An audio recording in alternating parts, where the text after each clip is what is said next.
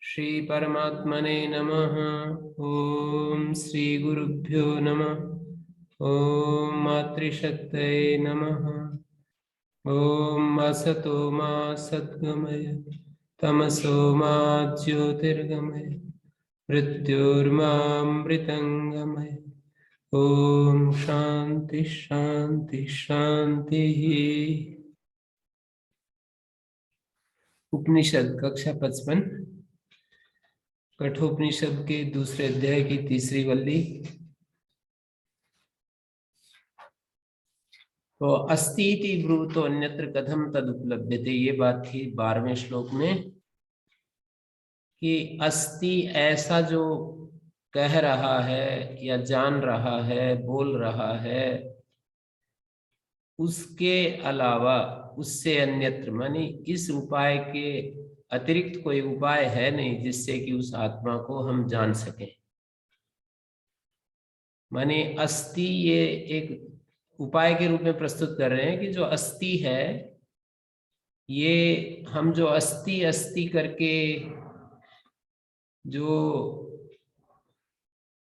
व्यवहार करते हैं पदार्थों में, ये किसी कहीं न कहीं से ऊपर से इसमें आया है। पदार्थों में जो अस्ति, ये जो हमें ज्ञान हो रहा है, ये कहीं से आया है। तो उस मूल को जब हम खोजेंगे तो आत्मा पर पहुंच जाएंगे।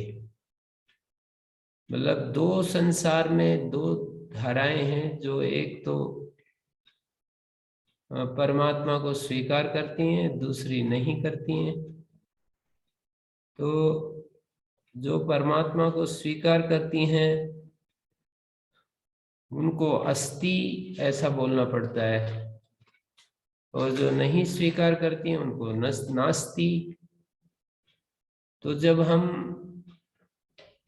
नास्ति इस पर चले गए और फिर नास्ति में चले गए, तो हमें ये देखना पड़ेगा कि ये जो कुछ भी अभाव हो रहा है वो निषेध में बदल रहा है। अर्थात कोई ऐसी सत्तात्मक चीज शेष नहीं रहती जिसको हम है कह सकें। ऐसा तो होता नहीं। किसी पदार्थ को हम विलापन करते जाएं, तोड़ते जाएं, टुकड़े करते जाएं, तो अंततः जाकर के कुछ न कुछ शेष बचता है। कुछ न कुछ शेष बचता है, उसका नाम कुछ भी रख दीजिए, पर कुछ न कुछ बच जाएगा। ऐसा नहीं हो सकता कि वो अभाव में विलीन हो जाए, ऐसा नहीं हो सकता। तो ये अस्तिवादी जो अस्तित्व को स्वीकार करने वाले हैं, आगम के अनुसार जो चलने वाले, श्रद्धा रखने वाले, उससे अन्यत्र जो नास्तिकवादी हैं, जो अस्वीकार करते हैं अस्तित्व को, तो जगत का मूल आत्मा नहीं ये कहेंगे। नहीं कहेंगे तो जगत का मूल आत्मा नहीं है ऐसा बोलेंगे, तो ये सारा अभाव पर्यंत निरन्वय हो जाएगा, माने कुछ शेष नहीं बचेगा। तो ऐसा होता नहीं है। ऐसा तर्क युक्ति हमें मदद नहीं कर पा रही। तो हमें अस्ति, इस अस्ति व्यवहार से, जो पदार्थों में अस्ति व्यवहार हो रहा है, इससे पता लगता है कि इनका, इसके मूल में कोई ना कोई अस्ति है।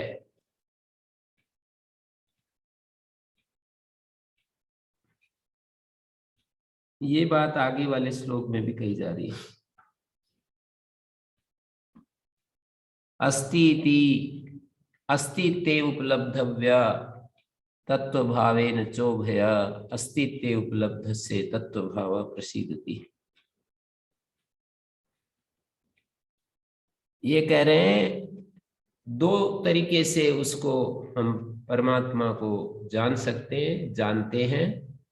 एक तो अस्ति के रूप में, ये तो अनुमान से हम जानना हो गया, और तत्व भाव से जानना होता है साक्षात जानना। तो अनुमान से जब पहले जाना जाता है और फिर तत्व भाव से जाना जाता है। अस्तित्व उपलब्धव्य सविशेष रूपेण आत्मा ज्ञातव्य तत्प्रसादा तत्व भावेन पारमार्थिक ब्रह्म रूपेण ज्ञातव्य। पहले उसको अस्थि के रूप में जानना होगा। सोपाधिक से आत्मनो ज्ञानात्, सोपाधिक ज्ञान से परमात्मा का निश्चय हो जाएगा कि भाई ये जो अस्थि उपाधि है ना, अस्थि ये उपाधि जुड़ी हुई है सभी पदार्थों के साथ, तो परमात्मा की सत्ता का तो निश्चय हो जाता है। पर सत्ता का निश्चय हो जाता है, पर निरुपाधिक रूप में पहुंचने के लिए उसको तत्व भाव से जानना होगा। सोपाधिक रूप से तो अस्थि उपाधि के द्वारा हम जान लेंगे, पर उतने मात्र से हमारा पूर्ण लक्ष्य हमारा लक्ष्य पूर्ण हो जाएगा, ऐसा नहीं हो सकेगा। अर्थात सोपाधिक ब्रह्म के जानने से धर्म के रास्ते पर हम आगे बढ़ सकते हैं, पर मुक्ति के मार्ग पर तो तभी जा पाएंगे जब निरुपाधिक रूप से उसको जानेंगे।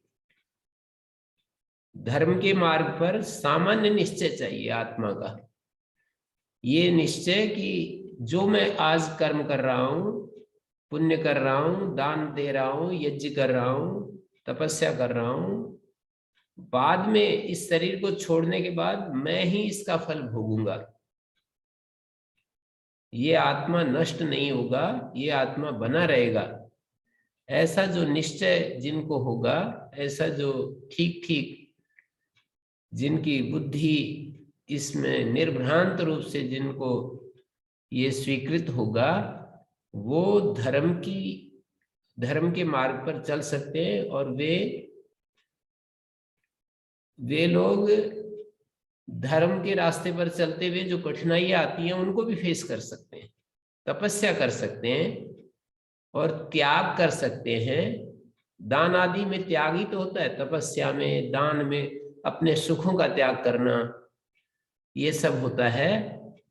तो हम उसका एक निश्चय यदि हो गया, सामान्य निश्चय आत्मा का, सामान्य निश्चय जब हो गया तो हम शास्त्र के अनुसार, शास्त्र के विधि विधान के अनुसार हम अपना जीवन जिएंगे और हम उस रास्ते पर आगे चलते रहेंगे। लेकिन यदि हमें पूर्ण रूप से मुक्ति चाहिए, दुखों से आत्यंतिक मुक्ति चाहिए, तो निर्विशेष आत्मा को जानना होगा तत्व भाव से, पारमार्थिक रूप से, जो परमात्मा का निरुपाधिक स्वरूप है, सारी विशेषताओं से निर्विशेष जो स्वरूप है, विशेषताओं से रहित, उसको जानना होगा। तो ये बात यहाँ पर समझने की है सोपाधिक और निरुपाधिक के विषय में। यहाँ पर दो बात कही है, अस्तित्व उपलब्ध है, पहले हमको सोपाधिक रूप से उसको जानना, और तत्व भावेन मानी फिर बाद में निरुपाधिक रूप से भी जानना। अस्तित्व उपलब्ध से, जब सोपाधिक रूप से हमारे को आत्मज्ञान हो गया तो तत्व भाव प्रसीदति, तो तत्व भाव उसका निर्मल, प्रसीदति का मतलब निर्मल हो जाएगा, स्वच्छ हो जाएगा और पूर्ण हो जाएगा। तो ये जो असदवाद पक्ष था उसका तो निरसन कर दिया पहले वाले श्लोक में। अपोह्य असदवादी पक्षम, असदवादी पक्ष का निराश करके पक्षम आसुरम, अपोह्य असदवादी पक्षम आसुरम, जो असुरों का जो पक्ष है असदवाद, उसका अपोहन करके अस्तित्व आत्मा उपलब्धव्य सत्कार्यो बुद्धियादि उपाधि। भाष्यकार ने ये शब्द लिखा सत्कार्य, बहुव्रीहि समास है, सत है कार्य जिसका, ये जो जितना भी कार्य जगत है सत है कार्य जिसका, ऐसा है वो आत्मा। एक कारण है और ये जो कार्य है ना ये सत है, जैसे घटपट आदि को हम कार्य कहते हैं, पृथ्वी जल अग्नि वायु आकाश पंचभूतों को कार्य कहते हैं, जो बना हुआ है वो कार्य। तो सत है कार्य जिसका, ऐसा है वो आत्मा। और दूसरी बात क्या कही, बुद्धि आदि उपाधि है जिसकी, ऐसा है वो आत्मा। बुद्धि आदि उपाधि वाला आत्मा है और वे सत रूप हैं, उनको हम असत नहीं कह सकते। और सत कार्य किसी सत कारण से ही आ सकता है, असत कारण से सत कार्य नहीं आ सकता। जो मूल में असत है और वो उससे सत उत्पन्न हो जाए, ऐसा नहीं हो सकता। यदा तु तद रहितो माने उपाधि रहितो अविक्रिय आत्मा कार्यम च कारण व्यतिरेकेण नास्ति, वाचारमणम विकारो नाम ध्येयम मृत्तिका इत्येव सत्यमिति श्रुते, तदा तस्य निरुपाधिकस्य अलिंगस्य सदसदादि प्रत्यय विषयत्व वर्जितस्य आत्मना तत्व भावो भवति। उपाधि रहित अविक्रिय आत्मा, विकार रहित परिवर्तन रहित, अविक्रिय शब्द जो बहुत आता है अपने शास्त्रों में उपनिषदों में, अविक्रिय शब्द का अर्थ होता है विकार रहित, जिसमें कोई परिवर्तन नहीं होता, जिसमें कोई हलचल नहीं होती, कोई क्रिया नहीं होती, उसको अविक्रिय कहते हैं। तो जब उपाधि रहित अविक्रिय आत्मा कार्यम च कारण व्यतिरेकेण नास्ति, और कार्य जो है वो कारण से अलग होता नहीं। मिट्टी के अलावा घटपट आदि जितने भी ये घट है, सुराही है, कुल्हड़ है, शराब है, जितने भी मिट्टी के बने हुए पात्र हैं, वो घट से अलग, कारण व्यतिरेकेण नास्ति, मतलब मिट्टी के अलावा वो कुछ और है नहीं। मिट्टी के अतिरिक्त उनमें कुछ ऐसी चीज आप ढूंढोगे तो मिलेगी नहीं। मिट्टी के अलावा घट, शराब, सुराही, इनमें कुछ आपको देखने को मिलेगा नहीं। तो इसलिए कहा वाचार मणम विकारो, वाणी का जो आलम्बन लेकर के हम केवल नाम नाम बताते जा सकते हैं, बस इससे ज्यादा हम कर नहीं सकते। केवल हम कहेंगे कि ये कुल्हड़ है, ये शराब है, ये घट है, ये बड़ा घट है, ये छोटा घट है, ये तवा है, ये हांडी है, ऐसे नाम बदलते जाएंगे। लेकिन सब कोई भी ऐसा, वो जो पोट्स हैं, जो बर्तन हैं, उनमें मिट्टी के अलावा कुछ आपको मिलेगा नहीं। जो मिट्टी के पात्र हैं उनकी बात कर रहा हूं, ऐसे सोने के बने पात्रों में सोने के अलावा कुछ मिलेगा नहीं, चांदी के बने पात्रों में चांदी के अलावा कुछ मिलेगा नहीं। जिस कारण से जो चीज मिली है उस कारण के अलावा वहां कुछ दूसरी चीज मिलेगी नहीं, ऐसा समझाना चाह रहे हैं। तो वाचारमण विकारो नाम ध्येयम इति श्रुते, तदा तस्य निरुपाधिकस्य अलिंगस्य, जो निरुपाधिक आत्मा है और अलिंग है, जिसका कोई पीछे भी जैसे अलिंग शब्द से उसका कथन किया, अलिंग से, अलिंग जो आत्मा है सदसद आदि प्रत्यय विषयत्व वर्जित, उसको हम सत भी नहीं कह सकते, असत भी नहीं कह सकते। उसके मूल रूप में जाकर के देखेंगे तो अभिधावाचक कोई भी शब्द उसके लिए प्रयोग नहीं किया जाए। सद असद आदि प्रत्यय विषयत्व प्रतीति विषयत्व वर्जित से आत्मना तत्व भाव भवति, ऐसे उस आत्मा का तत्व भाव होता है। तेन च रूपेण आत्मा उपलब्धव्य इति अनुवर्तते, उस रूप में आत्मा को उपलब्ध करना होता है। मतलब ये दूसरा ढंग है आत्मा को उपलब्ध करना, एक सत उपाधि वाला, सत सत उपाधि है जिसकी, सत कार्य, सत बुद्धि आदि उपाधि है जिस आत्मा की, और वो सत कार्य है, सत है कार्य जिसका। ये जो जितना भी हमें ये जगत दिखाई देता है, ये सत, इसको हम कहेंगे ये सत कार्य है, माने सत है, इस रूप में है, ये कार्य है, इस बुद्धि वाला सत कार्य,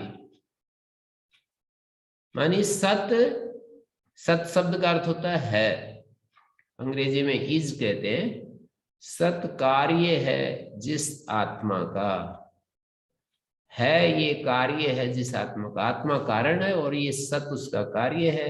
आत्मा कारण में सत है तो इसलिए कार्य में सत आया है। मिट्टी है तो बर्तन में मिट्टी आ जाती है, सोना है तो आभूषण में सोना आ जाता है। तो कारण सत है तो कार्य में सत ये अनुवर्तमान हो गया। कारण में जो सत था वो कार्य में सत ट्रांसफर हो गया। तो यहाँ पर तत्र उभयो सोपाधिक निरुपाधिकयो अस्तित्व और तत्व भावयो, इसमें निर्धारण में षष्ठी है। यहाँ पर उभयो, उभयो शब्द में जो षष्ठी है निर्धारण करने के लिए, अस्तित्व उपलब्धव्या तत्व भावेन च उपलब्धव्या, यहां तक एक दूसरा वाक्य पूरा हो गया। आत्मा तत्व भावेन उपलब्धव्या। फिर उभयो अगली पंक्ति के साथ जुड़ रहा है। उभयो उन दोनों में, निर्धारण में षष्ठी बता रहा हूं, उन दोनों में से अस्ति ते उपलब्धस्य, पूर्वम अस्ति ते उपलब्धस्य आत्मना, अस्ति इस रूप में उपलब्ध जो आत्मा है, सत्कार्य उपाधिकृत अस्तित्व प्रत्ययेन उपलब्धस्य, सत्कार्य, सत्कार्य वाला, सत्कार्य उपाधि अस्तित्व प्रत्ययेन उपलब्धस्य, सत्कार्य उपाधिकृत जो अस्तित्व प्रत्यय है, अस्तित्व प्रतीति है, उसके द्वारा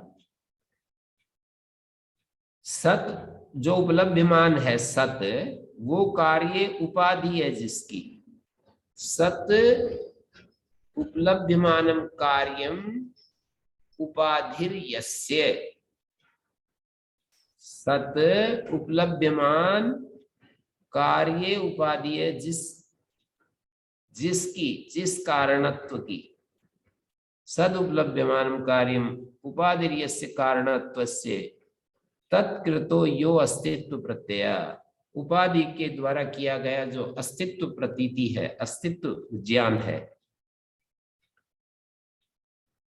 अस्तित्व प्रत्यय कारणत्वात् अस्ति पर आत्मा, तो उसके कारण से हमें पता लगता है कि कोई पर आत्मा है जो कि कार्य में अस्थि रूप में अनुवर्तमान हो गया। कारणत्वाद अस्ति पर आत्मा तेन उपलब्धव्य, तेन उपलब्धस्य, कारणत्व के कारण, कारणत्व के चलते है कोई पर आत्मा, तो इस रूप में जो उपलब्ध होता है, तेन उपलब्धस्य, इस रूप में जो उपलब्ध होता है, तो उसके लिए कह रहे हैं तत्व भाव प्रसीदति, उसका जो तत्व भाव है वो निर्मल हो जाता है। पश्चात प्रत्यस्तमित सर्वोपाधि रूप, बाद में अस्त हो गई हैं सब उपाधियां जिसकी, आत्मना तत्व भाव विदित अविदिताभ्याम अन्यो, जैसे कि केनोपनिषद में आया था, अन्य देव तद विदिताद अथो अविदिताद अधि। केनोपनिषद में ये बात कही थी कि वो विदित और अविदित दोनों से अलग है। माने एक संसार में कुछ चीजें हैं जो हमारे ज्ञान कोटि में आती हैं, विदित कोटि में आती हैं, दूसरी ऐसी हैं जो अविदित कोटि में आती हैं, और जो विदित और अविदित इन दोनों से अन्य है उसको कहेंगे विदित अविदित से अलग अन्य। विदित अविदित से जो अन्य है उसको कहेंगे कि ये चीज विदित अविदित से अलग है। कौन है वो विदित अविदित से अलग? जानने वाला।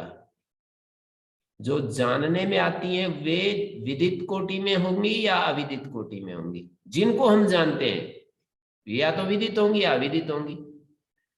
जैसे ये वृक्ष दिखाई दे रहा है, ये विदित हो गया, पर मूल कारण जिससे ये बना है वृक्ष वो हमारे लिए अविदित है, वो हम नहीं जान सकते, मूल जो सूक्ष्म कारण है। तो विदित और अविदित से अलग है ब्रह्म, माने एक तीसरी कोटि है जानने वाले की, तो वो जानने वाला न विदित और न अविदित, दोनों में नहीं आता। जानने वाला विदित कोटि में भी नहीं आता, विदित कोटि में आता नहीं आता, वो एक तीसरी कोटि है जानने वाले के रूप में। तो यहाँ पर विदित अविदिताभ्यामन्यो अद्वय स्वभाव, वो जो अद्वय स्वभाव वाला है, नेति नेति इति, जिसको नेति नेति से समझाया, स्थूलम मनणु अरहस्वम, इन निषेधवाचक शब्दों से कहते हैं। वो स्थूल नहीं है, वो अणु नहीं है, वो परिमाणहीन है, वो काला नहीं है, वो गोरा नहीं है, ऐसे निषेध निषेध करते समझाते हैं। अदृश्य अनात्म अनिरुक्त अनिलय ने, जो अदृश्य है, अनात्म है, अनिरुक्त है, अनिलयन है, अनाश्रय है इत्यादि श्रुति भी निर्दिष्ट प्रसिद्धति अभिमुखी भवति आत्म प्रकाशनाय, अपने स्वरूप को प्रकाशित करने के लिए अभिमुख हो जाता है।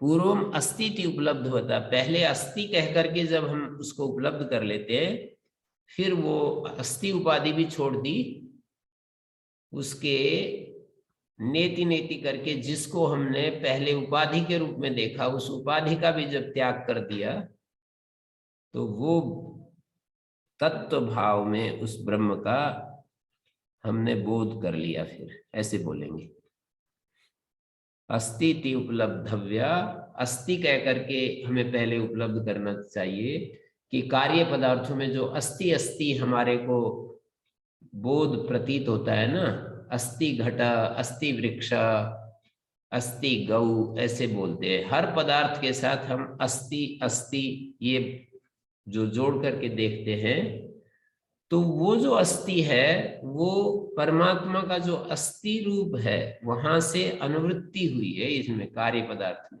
अस्ति से ये कार्य बना है, कारण से कार्य बनता है। मूल कारण में अस्ति है, इसलिए कार्य में अस्ति आया है।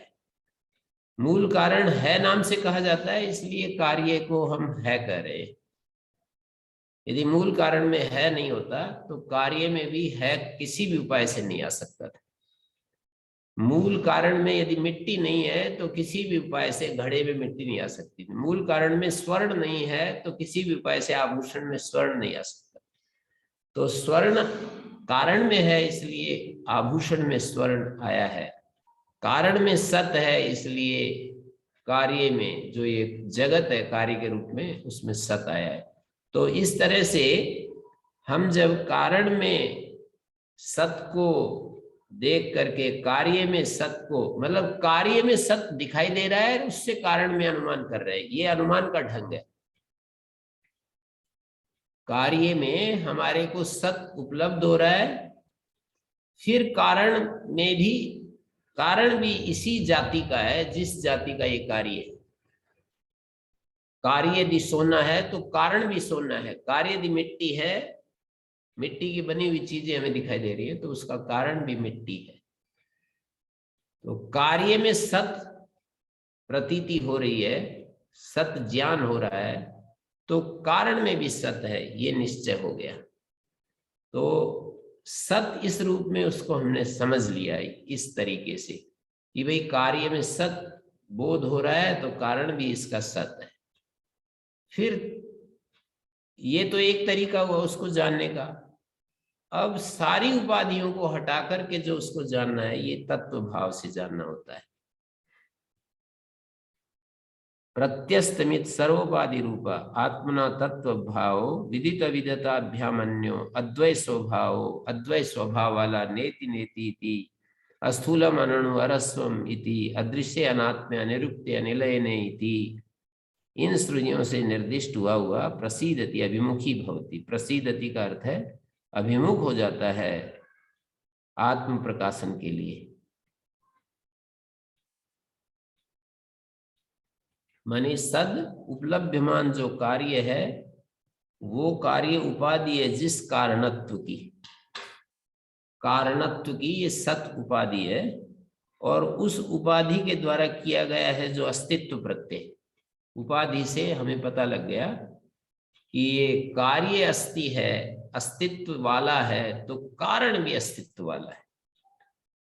कार्य को देख करके कारण का अनुमान, समान गुण वाले होते हैं कारण और कार्य, सामान्य रूप से समान गुण, कुछ विशेषता भी कार्य में आ जाती है कारण से, वो एक अलग बात है, लेकिन कारण और कार्य में सबस्टेंस जिसको कहते हैं, जो मूलभूत तत्व जिसको कहते हैं, वो एक ही होता है। तो ये सारी बातें यहाँ पर कही गई हैं। अब आगे, एकम परमार्थ दर्शिनो यदा यस्मिन् काले सर्वे कामा कामयितव्यस्य अन्यस्य अभावात् प्रमुच्यन्ते विशीर्यन्ते येऽस्य प्राक् प्रतिबोधात् विदुषो हृदि बुद्धौ श्रिता आश्रिता। बोध होने से पहले हमारी बुद्धि में जितनी कामनाएं थी, वे सारी जब शीर्ण हो जाती हैं, छूट जाती हैं। एवं परमार्थ दर्शिनो, परमार्थदर्शी होकर के, यदा यस्मिन् काले, परमार्थदर्शी अत्र ब्रह्म समश्नुते इत्यस्य अनुभवति। अत्र ब्रह्म समश्नुते कह रहे हैं ना, तो परमार्थदर्शी को जिस समय, यदा शब्द का अर्थ होता है जिस काल में, सर्वे कामा प्रमुच्यन्ते, सारी कामनाएं, कामनाएं क्या मतलब, कामयितव्यस्य अन्यस्य अभावात्, कामना करने योग्य कोई और तो बचेगा नहीं ना, एक ब्रह्म ही हमको दिखने लगेगा। जब सर्वम खलु इदम ब्रह्म, ये सारा उत्पत्ति किसी कारण से हुई है, और सारी उत्पत्ति जब किसी कारण से हुई है, तो सारा अस्तित्व जो है तद्रूपी है। तो हमारे लिए कामयितव्य विषय कोई और दूसरा बचेगा नहीं एक ब्रह्म के अलावा। कारण कार्य की दृष्टि से देखेंगे तो उस कारण से जो भी उत्पन्न हुआ है उसको हम ब्रह्म ही कहेंगे, लेकिन उस कारण पर पहुंचने के लिए कार्यों का निराश करते जाएंगे, तब नेति नेति का प्रयोग करेंगे। दो दृष्टियां आपको मिलने के लिए, मुझे तो बहुत लंबे समय तक ये प्रश्न बना रहा था जब मैं इसका खोज कर रहा था, कि एक तरफ तो यूं कहते जाते हैं कि सब कुछ ब्रह्म है, दूसरी तरफ फिर निषेध करते जाते हैं नेति नेति, ये भी ब्रह्म नहीं, ये भी ब्रह्म नहीं, ये क्या चक्कर है। तो उसको मैं यही समझा हूं, इसी रूप में समझा हूं कि जब हम कारण से कार्य को देखते हैं, तो कारण से उत्पन्न जितनी भी चीजें हैं वे सब कारण से अनतिरिक्त होती हैं, कारण के अलावा उनमें और कुछ नहीं होता है। और कारण यहाँ पर प्रकृति के साथ, अव्यक्त के साथ जो चेतन है उसको कारण के रूप में देख रहे हैं। केवल शुद्ध ब्रह्म इस संसार का कारण नहीं है। शुद्ध चेतन जो विशुद्ध आत्म तत्व है वो इस संसार का कारण हो नहीं सकता है, वो अपरिणामी है, अविकारी है। और इस संसार में हमको परिणाम दिखाई दे रहे हैं, विकार दिखाई दे रहे हैं। हमारे शरीर पहले कुछ और रूप में थे, धीरे धीरे बदल करके बूढ़े होते तक कुछ और हो जाते हैं। तो ये सब कुछ बदल रहा है। तो कारण यदि अपरिणामी है तो ये सारी चीजें परिणामी कहां से आ गई। इसके लिए कारण ही कुछ ऐसे टाइप का होना चाहिए कि जिसमें कुछ अंश परिणामी है, कुछ अपरिणामी है। तो जो अंश नहीं बदलता वो तो कारण का शुद्ध ब्रह्म है, और जो बदलता है वो कारण का माया अंश है। और इन दोनों को मिलाकर के सत कह दिया है, उन दोनों को इकट्ठा करके सत कह दिया है। जो बदलने वाला माया अंश है, अव्यक्त अंश है, व्याकृत अंश है, अव्यक्त अंश है, और जो चैतन्य अंश है, इन दोनों के समुदाय को सत नाम से कह दिया। उस सत से ये जगत बना है, ऐसा कहते। सदैव सौम्यदम अग्र आसीत, पहले केवल सत ही था। सदैव सौम्य इदम अग्र आसीत, ये इदम मानी ये जो जगत दिखाई दे रहा है, अग्रे मानी सृष्टि उत्पन्न से पहले सतरूप था। तो सतरूप किस रूप में था, तो कहेंगे कारण के रूप में। तो कारण में दो चीज आ गई, एक चैतन्य और एक अव्याकृत माया। तो अव्याकृत माया और चैतन्य उससे ये जगत बना, तो इस जगत को हम ब्रह्म रूप में देखेंगे तो अब कामयितव्य विषय कुछ बचा नहीं ना, सब कुछ ब्रह्म ही है, तो मैं ब्रह्म के अलावा किसकी कामना करूं? मुझे तो ब्रह्म के रूप में कामना करनी है फिर। तो यदा सर्वे प्रमुच्यन्ते कामा ये हृदयता, हृदय में रहते हुए सारे कामनाएं जब छूट जाती हैं, इसलिए छूट जाती हैं कि कामयितव्य विषय कोई दूसरा बचा नहीं एक ब्रह्म के सिवाय, जो भी है वो ब्रह्म रूप में ही तो दिखेगा। तो अब दूसरी चीज की इच्छा नहीं बचेगी, एक ब्रह्म रूप में दिखेगा। और ब्रह्म तो सच्चिदानंद है, ब्रह्म तो आनंद स्वरूप है, तृप्ति स्वरूप है, रस स्वरूप है, अभय स्वरूप है। ब्रह्म तो अभय तत्व है, ब्रह्म तो रस तत्व है। तो फिर हमारे को नीरसता नहीं आएगी। ब्रह्म रूप में जब हर चीज को मैं ब्रह्म रूप में देखूंगा, तो ब्रह्म तो रस स्वरूप है, तो नीरसता चली जाएगी। ब्रह्म को अभय रूप में देखेंगे तो फिर भय नहीं आएगा। भय तो ब्रह्म से अतिरिक्त कोई चीज होती है, वो जो हमारे हाथ से निकलती है तो छूटने का भय होता है। हमारे पास जो चीज होती है उसके निकल जाने का, उससे बिछुड़ जाने का उसका भय होता है, तो वो भय चला जाएगा, क्योंकि जो कुछ भी है वो ब्रह्म के अलावा कुछ है नहीं। जो जाएगा वो भी ब्रह्म है, जो बिछुड़ेगा वो भी ब्रह्म है, जो मेरे पास रहेगा वो भी ब्रह्म है। इस दृष्टि से मानी कारण से उत्पन्न जो भी ये जगत है वो ब्रह्म स्वरूप है। यदि आप उस कारण रूप को ही केवल ढूंढना चाहते हैं तो फिर आप नेति नेति का प्रयोग कीजिए, और कारण से उत्पन्न जगत को यदि आप देखना चाहते हैं तो सब कुछ ब्रह्म में देखिए। तो परमार्थ दर्शिनो यदस्मिन् काले सारे कामनाएं कामयितव्य से अन्यस्य अभावात् प्रमुच्यन्ते, कामयितव्य दूसरी चीजें बचती नहीं है तो फिर विशीर्ण हो जाती हैं। काम में प्रवृत्त फल कर्मोपस्थापिते, प्रवृत्त जो फल है कर्मोपस्थापिते शरीर स्थिति निमित्त अन्नपानादो प्रवृत्ति कारण इच्छा व्यतिरिक्ता सर्वे काम। काम्येन ज्योतिष्टोमादिना स्वर्गम प्राप्स्यामि तैपुर्याराधनेन जन्म वशीकरिष्यामि इत्येवमादयः। स्वर्गादि देहेषु अहमेव तिष्ठामि तद्भोगाश्च प्राप्ता एव अप्राप्त विषयस्य कामो व्यर्थो मिथ्या असौ इति विचारेण विशीर्यते। विचार के द्वारा कामना जब विशीर्ण हो गई, प्रवृत्त का कर्म तत्फलोपस्थापिते, जो प्रवृत्त कर्म है और उस कर्म का जो फल है, प्रवृत्त कर्म तत्फल उपस्थापिते। एक तो कर्म होता है, एक उसका फल होता है, वो उपस्थित हो गया। शरीर स्थिति निमित्त अन्नपान आदो, शरीर स्थिति के निमित्त अन्नपान आदि जो प्रवृत्ति के कारण है, प्रवृत्ति कारण इच्छा व्यतिरिक्ता सर्वे कामा। प्रवृत्ति कारण, प्रवृत्ति के कारण जो प्रवृत्ति के कारण इच्छा, और इच्छा से अलग जितनी भी कामनाएं हैं। काम्येन ज्योतिष्टोम आदिना, काम्य जो है ज्योतिष्टोम, स्वर्ग मैं वो करूंगा, यज्ञ करूंगा, स्वर्ग प्राप्त होगा, तो इत्यादि सभी कामनाएं स्वर्ग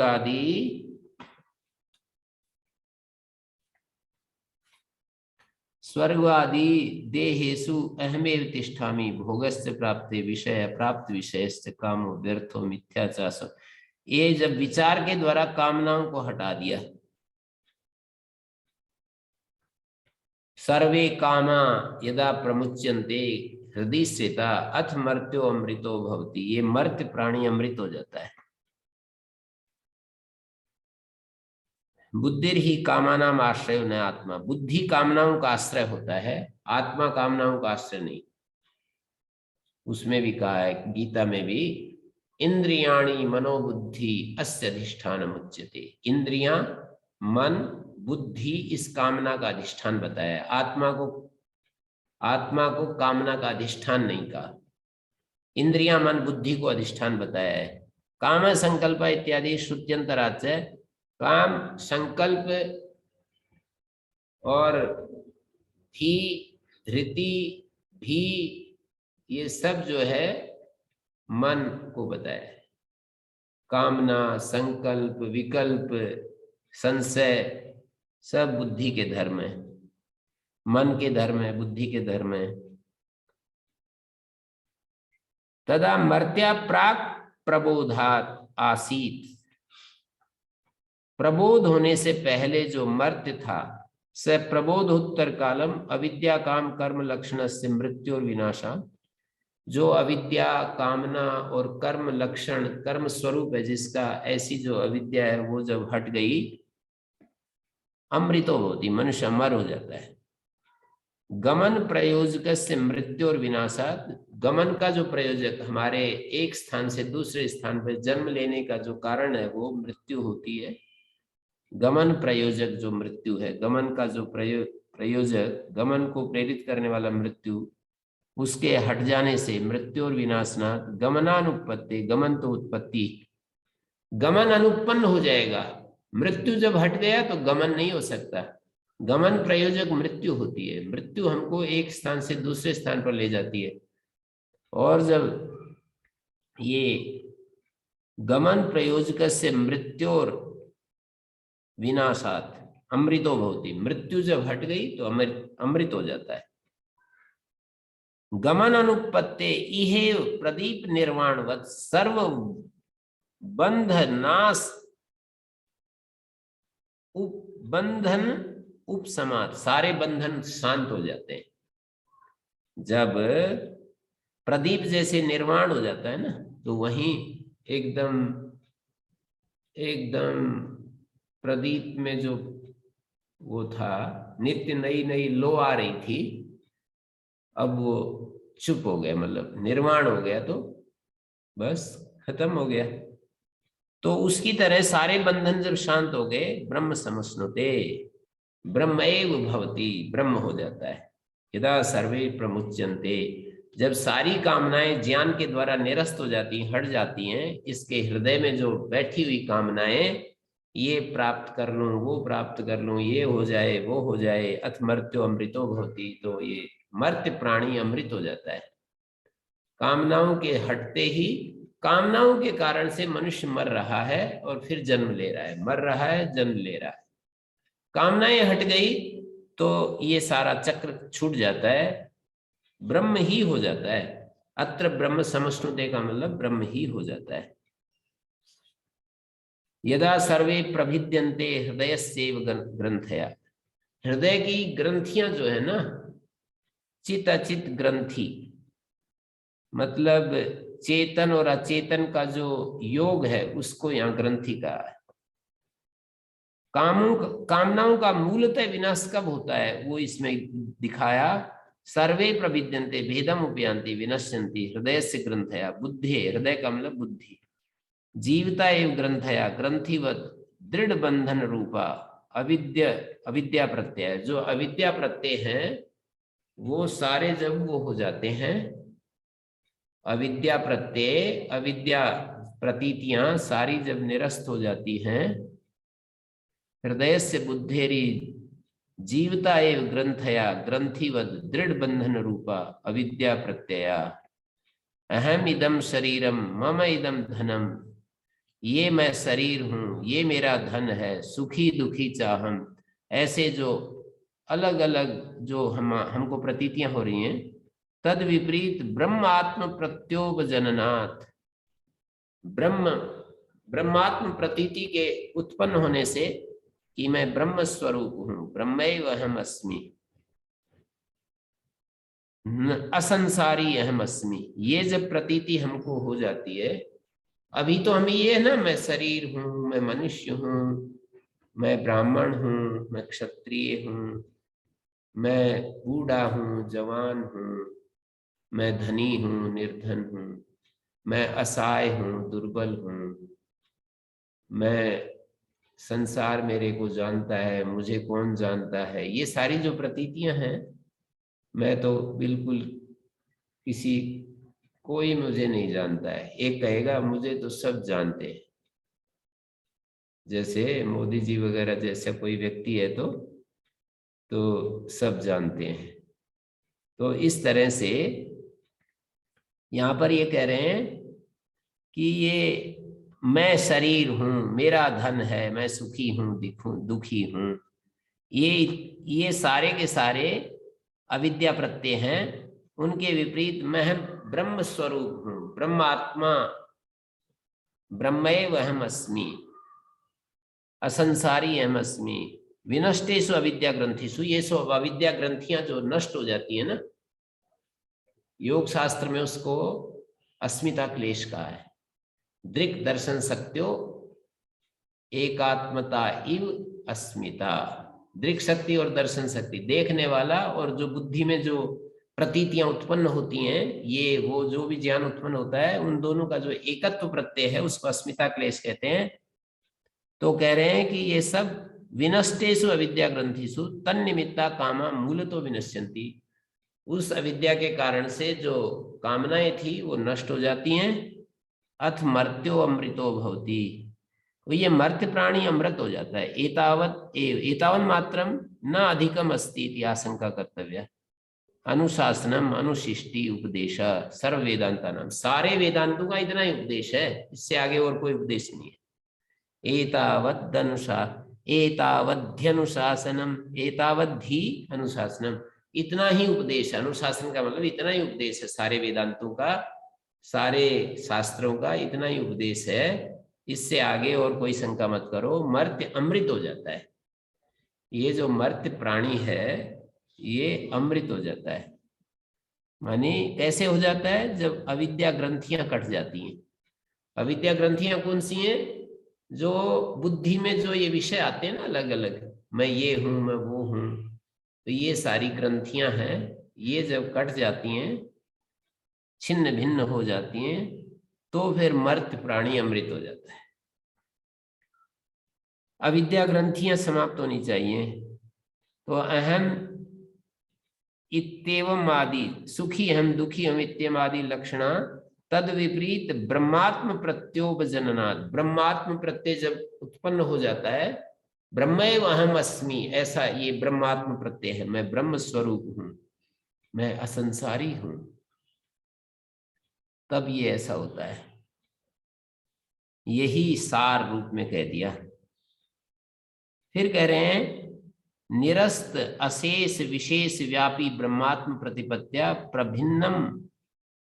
प्रभिन्न समस्त अविद्या ग्रंथेर जीवता एव ब्रह्मभूतस्य विदुषो न गतिर्विद्यते इति उक्तम अत्र ब्रह्म समस्नुते इति उक्तत्वात् न तस्य प्राणा उत्क्रामन्ति ब्रह्मैव सन् ब्रह्मप्येति।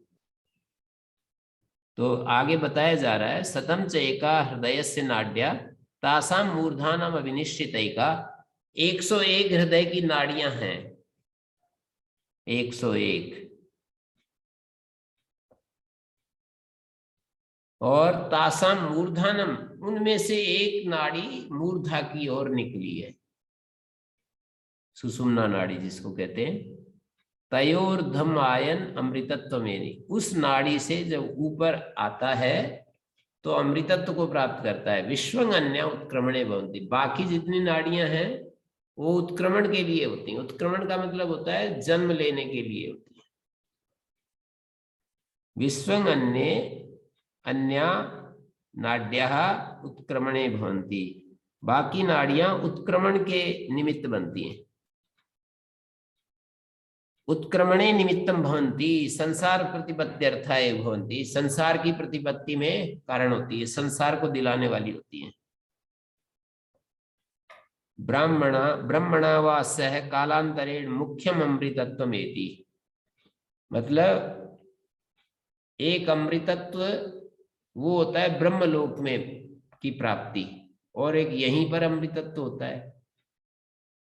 इसके बाद ब्रह्मलोक की प्राप्ति, और ब्रह्मलोक में फिर जाकर के अमृतत्व मिल जाता है, और एक यहीं पर इसी शरीर में हमारे को अमृतत्व मिल जाता है।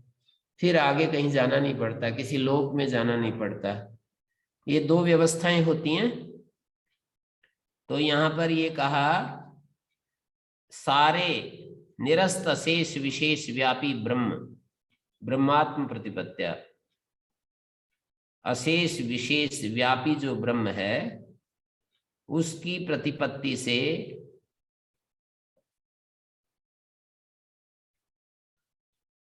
क्या हुआ? प्रभिन्न समस्त अविद्यादि ग्रंथे, सारी अविद्या ग्रंथियों का नाश हो गया।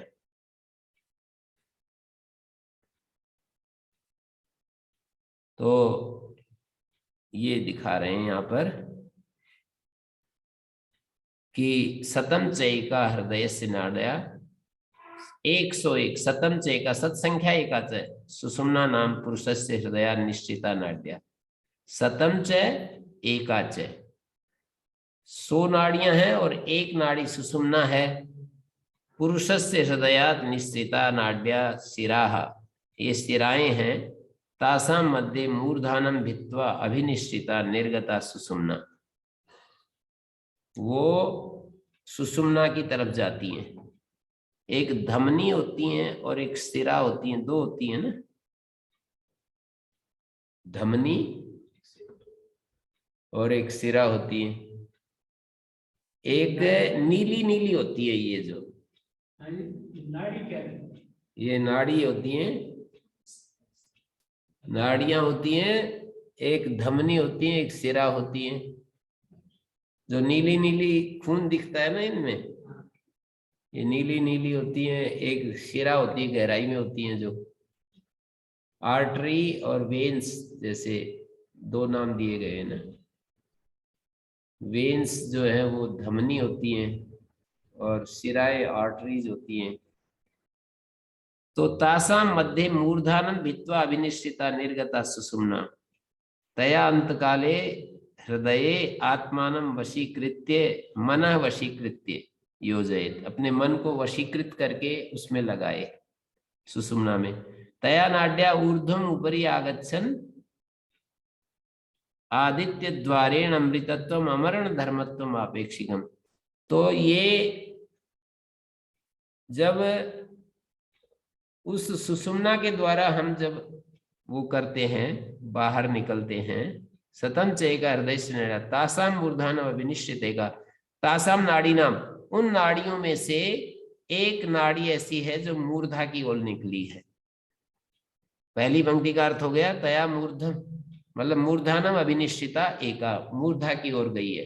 तया ऊर्ध्वम आयन अमृतत्वमेति, तया नाड्या, उस सुषुम्ना नाड़ी के द्वारा ऊपर को जाता हुआ आयन, तया ऊर्ध्वम आयन, आयन का मतलब होता है आगच्छन, गच्छन, ऊपरी आयन गच्छन, ऊपरी जाता हुआ, आयन मानी गच्छन। तया ऊर्ध्वम आयन, आयन शब्द का अर्थ होता है गच्छन। आदित्य द्वारेण ऊर्ध्वम आयन गच्छन अमृतत्वमेति, अमृतत्व को प्राप्त करता है। विश्वं अन्या उत्क्रमणे भवन्ति, बाकी जो 100 नाड़ियां हैं उनसे यदि उत्क्रमण, उनसे यदि गमन करेंगे ना शरीर से अंत में, तो उत्क्रमण में होगा। अपने मन को सुषुम्ना में योजित करना चाहिए अंत समय में, ऐसा बता रहे हैं। और कहा अंगुष्ठ मात्रा पुरुषोत्तरात्मा सदा जनानां हृदय सन्निविष्टा तम स्वाद शरीरात प्रवृहेत मुंजादि ईशिकाम धैर्येण तम विद्यात् शुक्रम अमृतम तम विद्यात् शुक्रम अमृतम इति। अंगुष्ठ मात्र पुरुष है, ये जो हमारा सारी वल्ली का उपसंहार करने के लिए सर्ववल्यर्थोपसंहारार्थमा, सारी वल्ली का अर्थ का उपसंहार करते हुए कह रहे हैं अंगुष्ठ मात्रा पुरुषोत्तरात्मा। अंगुष्ठ मात्र पुरुष है, ये हमारा जो जीव भाव है ना, इसकी प्रतीति हृदय में होती है। तो वो स्थान जो है ना, इसका जीव का जो स्थान है वो अंगुष्ठ मात्र है। अंतरात्मा सदा जनानाम संबंधिनी हृदय, सभी मनुष्यों का संबंधी जो हृदय है उसमें सन्निविष्ट है। ये कौन? पुरुष, अंतरात्मा जो पुरुष है। सदा जनानाम संबंधिनी, सदा जनानाम संबंधिनी हृदय, सभी मनुष्यों के संबंधी हृदय में सन्निविष्ट है वो पुरुष, अंगुष्ठ मात्र पुरुष जो है। यहाँ अंगुष्ठ मात्र परमात्मा नहीं है, अंगुष्ठ मात्र जीव के लिए कह रहे हैं, क्योंकि उसी को आगे कह रहे हैं तम स्वाद शरीरात प्रब्रभेद मुंजादि इशिकाम धैर्य, धैर्य से उसको निकालें। नहीं ईश्वर सिदम शरीर में, ईश्वर का ये शरीर नहीं है, अंतःकरण जो है ना जीव का शरीर बताया जा रहा है। पूर्वोत्तरापि अंगुष्ठ मात्रो जीवा, ये पहले भी ये प्रकरण आया, अंगुष्ठ मात्र जो है जीव को कह रहे हैं। जीव का शरीर से पृथककरण, शरीर आदि भिन्नत्वेन ज्ञानम, शरीर आदि से भिन्न जो ज्ञान है यही पृथककरण है।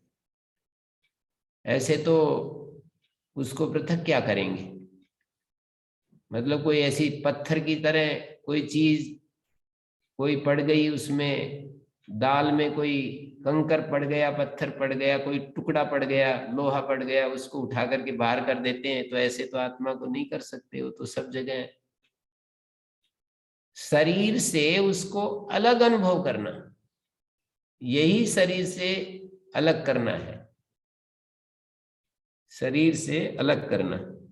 शरीरात भिन्नत्वेन ज्ञानम विविक्तस्य शुक्र ब्रह्म अभेद ज्ञानम अंते उक्तम, ये ही जो विविक्त है शुक्र और शुक्र ब्रह्म का अभेद ज्ञान ही समझने की बात है कि जो शुद्ध ब्रह्म है उसके साथ ये जो चेतन तत्व है हमारा, जो जीव बना हुआ है, जो अंतःकरण में जो आबद्ध है, वो ऐसा उसको जान लेना कि ये सर्वत्र व्यापक वही तो है।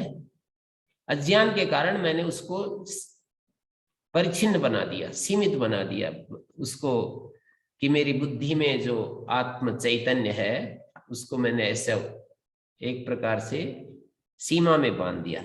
तो ये कह रहे हैं अंगुष्ठ मात्रा पुरुषो अंतरात्मा, अंगुष्ठ मात्र जो ये जीव है, मतलब हमारे हृदय का परिमाण होता है ना अंगुष्ठ मात्र, हृदय परिमाण अंगुष्ठ मात्र है, वहां जीव है, तो इसको अंगुष्ठ मात्र कह दिया। सदा जनानाम हृदय सन्निविष्टा, सभी मनुष्यों के संबंधी हृदय में रह रहा है ये पुरुष जो है, बुद्धि में, हृदय का मतलब बुद्धि में रह रहा है। तम स्वात् शरीरात प्रबृहेत, उस पुरुष को अपने इस शरीर में स्थित जो हृदय है उससे अलग करे। शरीरात प्रबृहेत उद्यच्छेद निष्कर्षेत पृथक कुर्यात्, मतलब ज्ञान के द्वारा उसको पृथक करने की बात कही जा रही है। स्वाद आत्मीयात शरीरात प्रबृहेत, अपने शरीर से उसको अलग कर दे, ज्ञान के द्वारा उसको अलग समझने लग जाए, अनुभव करने लग जाए। जीव का ये बात बहुत महत्वपूर्ण है, जीव का शरीर से पृथककरण, शरीर आदि भिन्नत्वेन ज्ञानम, उसको शरीर आदि से भिन्न रूप में जानना, पहचानना, यही अलग करना है। शरीर आदि से हर वक्त भिन्न रूप में जानते रहें, तो यही पृथक्करण है। तम स्वाद शरीरात, कोई बूढ़े लोग मेरी बात सुन रहे हैं तो उनके लिए भी ज्यादा ही महत्वपूर्ण है, क्योंकि अभी उनको महाप्रयाण करना है, तो उनको फिर कैसे शरीर से अलग करना, मानी अभी से उसको निश्चय कर लें कि शरीर से अलग है, उसको विचार से परे शांत अवस्था में जाकर के अपने मन को, बुद्धि को स्थिर करके, और वो जो एकदम जो ज्ञान स्वरूप है वही तो आत्मा है, जो ज्ञान स्वरूप बचता है। तो तम स्वाद शरीरात प्रबृहेत, अपने शरीर से उसको अलग करें। यहाँ शरीर का मतलब है वही हृदय से अलग, हृदय जो बताया ना उसका, चिन्ह मात्रम विद्यात, तम शरीरात निष्कृष्टम चिन्ह मात्रम विद्यात विजानियात, शुक्रम अमृतम तम विद्यात शुक्रम अमृतम, शरीर से अलग किए हुए उसको चिन्ह मात्र समझें, चेतन मात्र समझें, शुक्र मानी शुद्ध समझें, अमृत यथोक्त ब्रह्म, उसको एक उपमा दी है यहाँ पर, मुंजादि विशिकाम धैर्य, धैर्य से, शांति से, नहीं तो वो हाथ पैर कट जाते हैं। जैसे एक सरकंडा होता है, वो मूंज होती है, उसको एक तरफ मूंज को पकड़ते हैं, दूसरी तरफ सरकंडे को ऐसे खींचते हैं, तो एक हाथ में तो मूंज आ जाती है, दूसरे हाथ में सरकंडा आ जाता है। तुली बोलते हैं, इसी का बोलते हैं संस्कृत में तुली। वो बता सकते हैं आपको एक वो लेकर के, जब आपको एक सरकंडा लेकर के बताया जा सकता है। तो तम स्वाद शरीरात प्रबृहेत, अपने शरीर से उस आत्मा को अलग करना चाहिए, जैसे मुंज से इशिक को अलग कर देते हैं, बिल्कुल एकदम अलग हो जाता है वो मूंज से। ये दृष्टांत इतने अर्थ में है कि जैसे मूंज से इसी को अलग कर देते हैं, इतने अर्थ में है। बिल्कुल हमें उसको अलग अनुभव करना होता है, शरीर से अलग, चेतन मात्र। तम विद्यात शुक्रम, उसको कैसे जाने? शरीरात निष्कृष्टम चिन्ह मात्रम मुंजादि विशीकम अंतस इशिकाम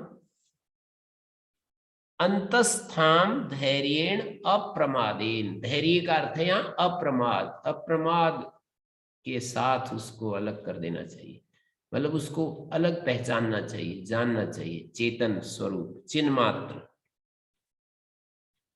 ये बात यहाँ पर कही है। सदा जनानाम हृदय सन्निविष्ट, सभी लोगों के हृदय में वो उपस्थित है, और उसको अपने शरीर से अलग करे। प्रबृहेत जो शब्द है, प्रबृहेत का मतलब है निष्कर्षेत, निष्कुर्यात, पृथक कुर्यात, उद्यच्छेद, सारे पर्यायवाची हैं। अपने आत्मीयात शरीरात, अपने शरीर से उसको अलग समझें, स्थूल शरीर से भी, सूक्ष्म शरीर से भी, कारण शरीर से भी, शरीरों से उसको अलग समझें। यहाँ शरीर शब्द से तीनों शरीर ले लेंगे। तम स्वाद शरीरात प्रबृहेत, अपने तीनों शरीरों से उसको अलग कर दें, स्थूल शरीर से, सूक्ष्म शरीर से, कारण शरीर से अलग कर दें। मुंजादि इशिकाम, जैसे मूंज से इशिका को अलग कर दिया जाता है। मुंज तो ऐसा शरीर समझ लो, और इशिका को आत्मा समझ लो। मूंज से जैसे इशिका को, डंठल को अलग कर देते हैं, ऐसे ही आत्मा को शरीर से अलग कर दें, आत्मा को शरीर से अलग कर दें, शरीरों से अलग अनुभव करें।